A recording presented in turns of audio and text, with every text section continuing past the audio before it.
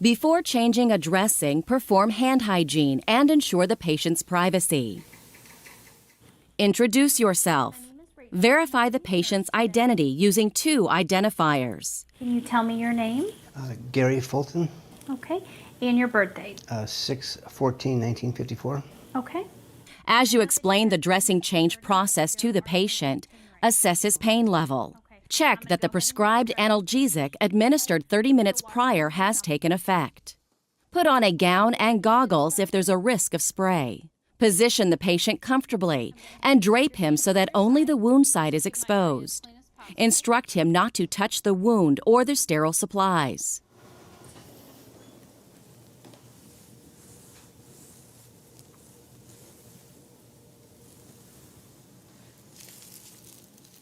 Place a disposable biohazard bag within reach of your work area. Fold down the top of the bag to form a cuff.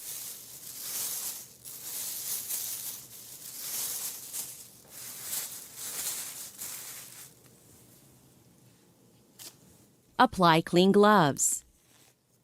Now you're ready to take off the old dressing. Remove the tape by pulling it parallel to the skin toward the dressing, holding down the uninjured skin. Be sure to pull in the direction of any hair growth. If necessary, obtain the patient's permission to clip or shave the area according to your agency's policy. Remove the old dressing 1 layer at a time with your clean gloved hand or with forceps. Observe the appearance of the drainage as you proceed. Carefully discard the outer secondary dressing first, followed by the inner primary dressing, the layer that's in contact with the wound. If any drainage devices have been placed, avoid putting tension on them by slowly lifting away the layers of the dressing. In this video, we're going to look at the first step when you're performing wound care, and that is actually assessing the wound itself. So in order to do that, the very first thing that you need to do is remove the existing dressing. Now, when you're doing this, you can wear clean gloves and just gently pull back, being careful of the tape. Sometimes I say the worst thing we do to patients is pull tape off. Now, just know that if you do need to get deeper in and remove some kind of packing like you see here, you'll need to use sterile gloves or you can use sterile forceps. So if you get the sterile forceps, you can use those to gently and carefully remove the packing from inside of the wound. So now that the wound is exposed, you can actually assess it. So first you want to look at the color and the characteristics of the wound bed. Is it red? Are there streaks of yellow? Is it black or green? Is it moist? Is it dry? Is it leathery? Those are all going to tell you a lot about what's going on. In this case, the wound bed is red and bumpy, which tells us there's some granulation tissue, which means it's beginning to heal. You also want to look at the drainage and the edges of the wound. In this case, they're unapproximated but straight. Most of the time I look at the old dressing to look at the drainage characteristics. In this case, there's some serosanguinous red drainage. Now it's time to measure the wound. So take your tape measure and hold it above the wound, measure from the patient's head to toe, that's your length, and then measure from the patient's left to right, that's your width. Now we want to measure depth, but we don't want to just stick this tape measure in the wound because the wound needs to stay sterile.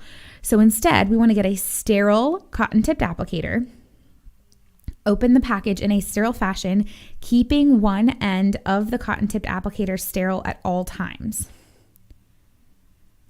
The end that you keep sterile, you're actually going to stick that down into the wound bed until you reach the bottom of it. And then you're going to mark with your finger how deep that wound is. And then you can use the cotton-tipped applicator to measure on your tape measure. That way we're not sticking our finger down inside of the wound. So if you have any tunneling or undermining in your wound, you can measure those areas with a new cotton-tipped applicator in the same fashion. So now you have all of your assessment information, you can move on to the dressing change. If you need to, pause to write down your findings so you don't forget them, so you can document them later.